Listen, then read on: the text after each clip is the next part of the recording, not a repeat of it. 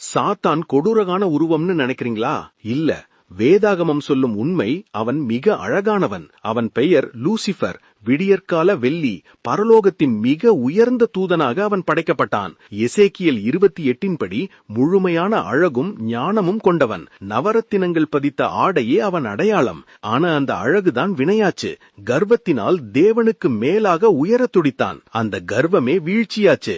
மின்னலை போல பரலோகத்திலிருந்து கீழே தள்ளப்பட்டான். இன்னைக்கு அவன் எப்படி இருக்கான்? பேய் உருவம் இல்ல, இப்போதும் ஒளியின் தூதனாக வேடம் போடுவான். 2 கொரிந்தியர் 11:14 சொல்லுது, சாத்தான் தன்னை ஒளியின் தூதனாக மாற்றி வஞ்சகம் செய்வான். அவன் பாவத்தை அழகா காட்டுவான். அந்த மாய வலையில பல பேர் தெரியாம விழுந்துடுறாங்க.